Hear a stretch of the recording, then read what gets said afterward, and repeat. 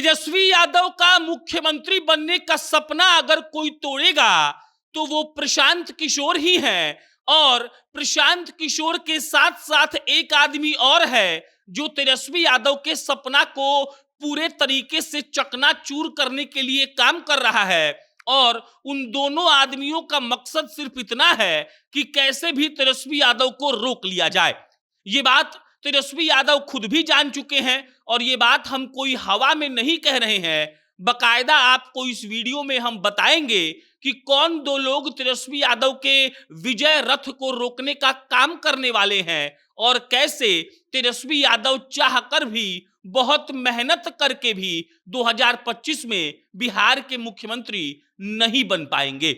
आप समझिए इस बात से, प्रशांत किशोर वो पहले व्यक्ति हैं जो तेजस्वी यादव के विजय रथ को रोकने वाले हैं और दूसरे व्यक्ति का नाम है असदुद्दीन ओवैसी। और ये दोनों लोग एक तरीके से टारगेट ले चुके हैं कि हमको तेजस्वी यादव को रोकना है और बिहार का मुख्यमंत्री कैसे भी तेजस्वी यादव को नहीं बनने देना है।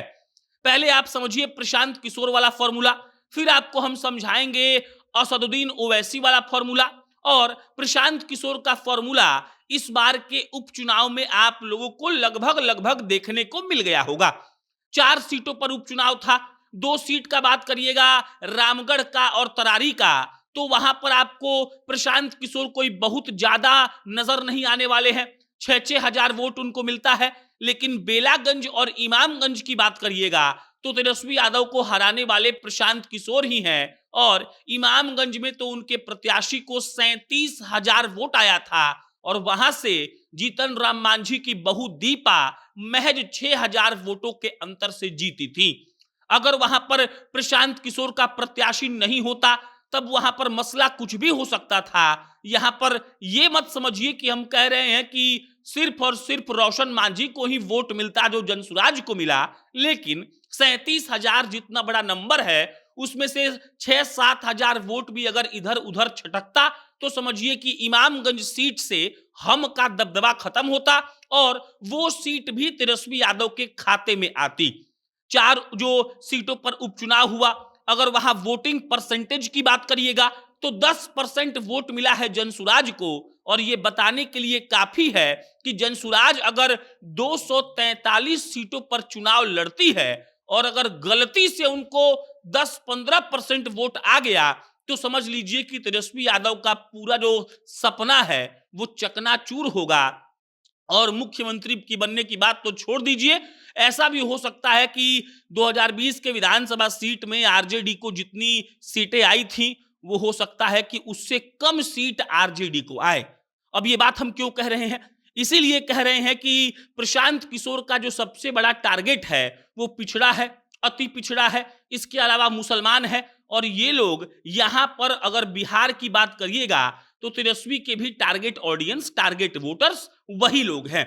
अगर प्रशांत किशोर वाकई में 243 सीटों पर चुनाव लड़ते हैं तो तेजस्वी यादव के लिए खतरे की घंटी है। और सबसे ज्यादा नुकसान प्रशांत तेजस्वी यादव को, आरजेडी को, महागठबंधन को कहिए, उनको ही पहुंचाने वाले हैं। इसके अलावा अगर आप असदुद्दीन ओवैसी के बारे में जानना चाहते हैं तो सीधा सीधा पहला जवाब तो यही है कि ओवैसी साहब वहीं पर चुनाव लड़ते हैं जहां पर मुसलमान बहुल इलाका होता है। मुसलमान बहुल सीट पर, यानी कि जहां पर मुसलमान ये तय करते हैं कि कौन विधायक, कौन सांसद, कौन मुखिया बनेगा, ओवैसी साहब का टारगेट वैसा ही क्षेत्र होता है। और एम और वाई का समीकरण के चलते ही लालू यादव 15 साल मुख्यमंत्री रहे। और अगर उस एम और वाई के समीकरण में से कैसे भी ओवैसी साहब एम को निकाल दें तो समझ जाइए कि राजद के लिए यह सबसे बड़े खतरे की घंटी है।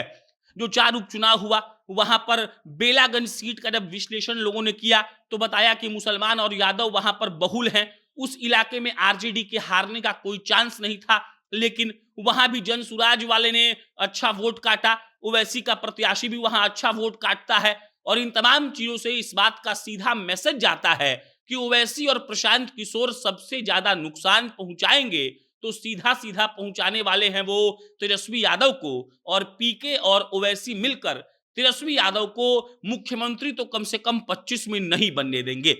इस बात पर खूब चर्चा हो रही है कि कैसे तेजस्वी यादव इसका डैमेज कंट्रोल करेंगे।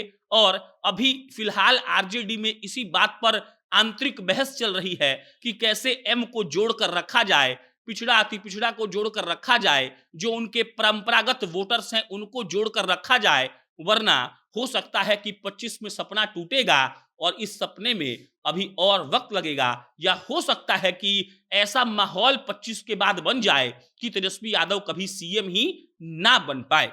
मिला जुलाकर फिर प्रशांत किशोर और ओवैसी एक तरीके से राह के रोड़ा हैं तेजस्वी यादव के लिए, और ये लोग अगर टिके रह गए तो समझिए कि आरजेडी का सत्ता में आना इकलौते अपने दम पर नामुमकिन जैसा है। आप क्या सोचते हैं? कमेंट बॉक्स में बताइएगा। हम फिर जल्दी किसी नए खबर के साथ हाजिर होंगे। बहुत बहुत धन्यवाद।